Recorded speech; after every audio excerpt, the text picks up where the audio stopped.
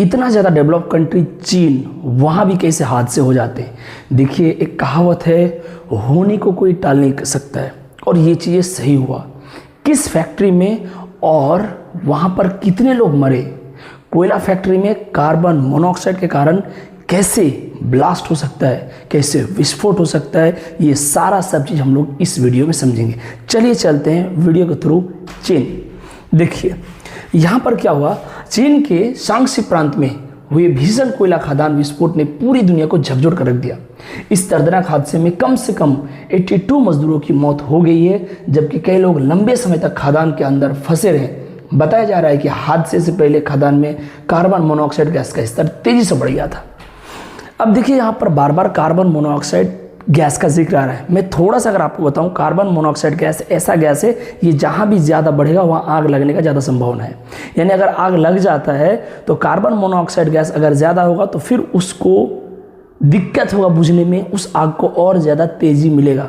यानी carbon monoxide gas अपने आप में ज्वलनशील गैस है। कार्बन मोनोऑक्साइड गैस ऐसा गैस है जिसे सिलेंडर में डाल के भी जलाया जा सकता है, जैसे घर में जो गैस सिलेंडर है, लेकिन इसके लिए अलग सिलेंडर होता है, क्योंकि ये गैस बहुत खतरनाक है। अगर किस तरीके से लीक होता है पता भी नहीं चलता है, और अगर हम कार्बन मोनोऑक्साइड गैस में सांस ले तो हम मर भी सकते हैं, क्योंकि हमारा हीमोग्लोबिन को ये खराब कर देता है। मैं शॉर्ट में बता रहा हूँ।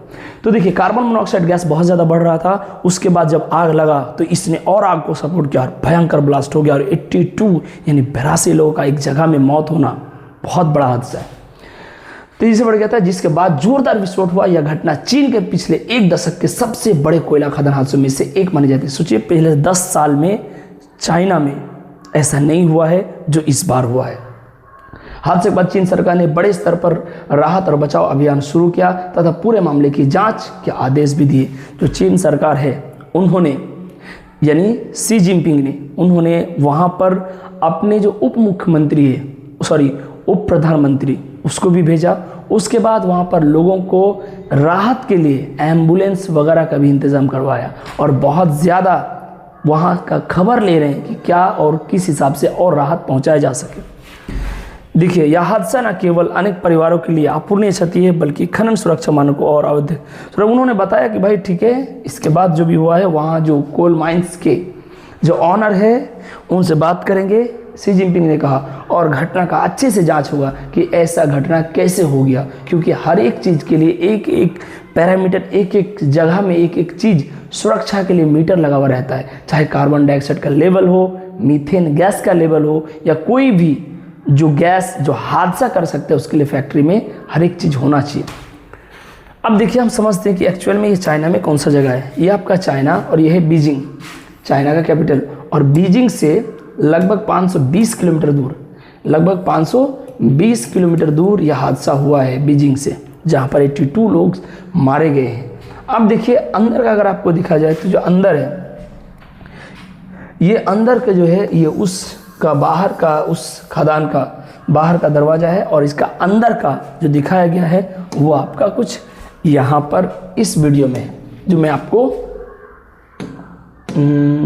देखिए यहाँ से, यहाँ अगर बताया जाए तो चीन के शांगसी प्रांत में कोयला खदान हादसा।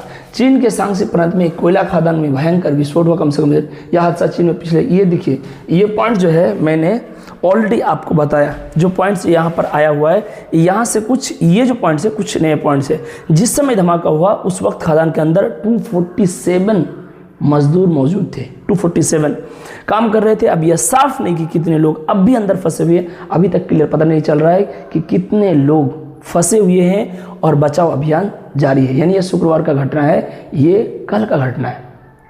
दिलचस्प बात यह है कि हादसे के तुरंत बाद शिन्हुआ ने शुरुआती रिपोर्ट में सिर्फ 8 लोगों का मौत बताया कि भाई सिर्फ 8 लोग मरे।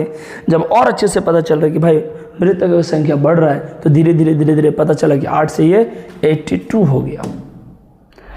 अब देखिए, शांगसी प्रांत में पहले भी बड़े बड़े हादसे हो चुके हैं। चीन का इस शहर में जहाँ पर अभी यह हादसा हुआ है, वहाँ पर पहले भी कुछ हादसे हो चुके हैं। अगर बताया जाए, कार्बन मोनोऑक्साइड गैस से धमाके की आशंका, सरकारी समाचार एजेंसी शिन्हुआ के मुताबिक खदान के अंदर कार्बन मोनोऑक्साइड स्तर काफ़ी ज़्यादा बढ़ गया था। नॉर्मल जो कार्बन डाइऑक्साइड गैस का जो लेवल है उससे ज़्यादा हो गया था। अब कार्बन डाइऑक्साइड का गैस आता कहाँ से सर? भाई कोयला खदान के अंदर कार्बन डाइऑक्साइड का गैस का बढ़ना नॉर्मल है, ये बढ़ते रहता है, लेकिन उनका वेंटिलेशन निकालने का प्रोसेस हद से ज़्यादा बढ़ने से बहुत सारा मॉनिटर करने के लिए कुछ मशीनें हैं जो बता देता है, मजदूर निकल जाते हैं या फिर कुछ प्रोसेस से निकाला जाता है उसको। तो कार्बन डाइऑक्साइड गैस जो है कहीं पर भी बढ़ता है, अगर आग लगे तो वो आग विस्फोट होना एकदम तय है, फिक्स है भाई।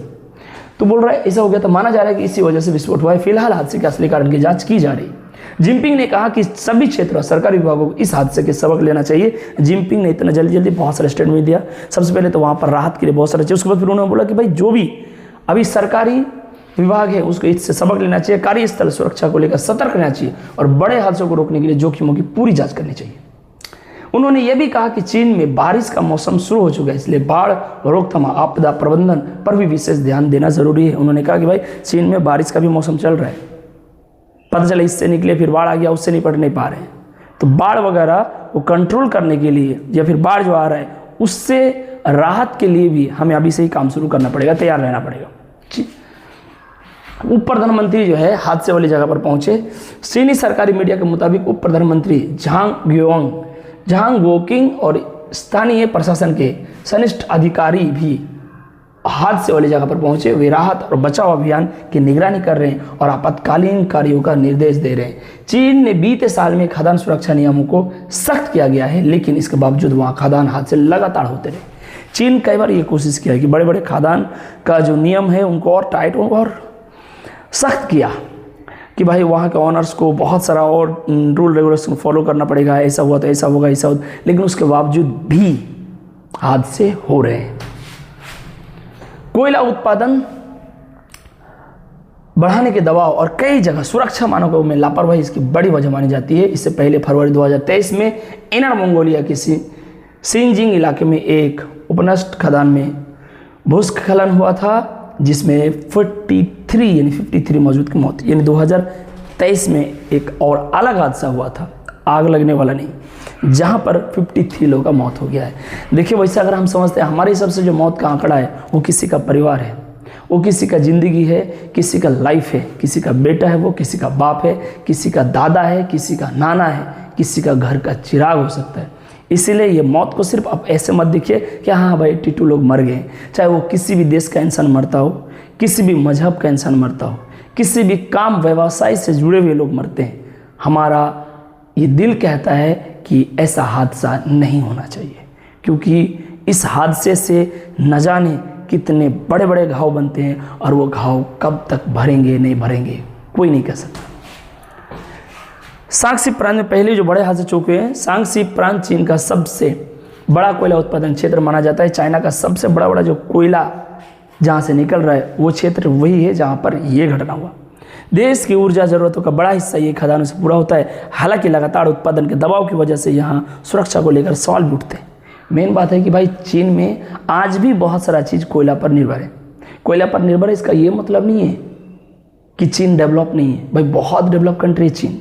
कोयला पर निर्भर है तो मतलब आज भी वहाँ ऊर्जा का बहुत सारा जो निर्भरता है, डिपेंडेंसी है, वो आज भी कोयला पर है। कोयला से वो लोग और भी अलग अलग टाइप्स की एनर्जी बनाते हैं। तो इस चक्कर में प्रेशर बढ़ जाता है कि भाई ज़्यादा से ज़्यादा कोयला निकालना है, क्योंकि चीन बहुत बड़ा देश है।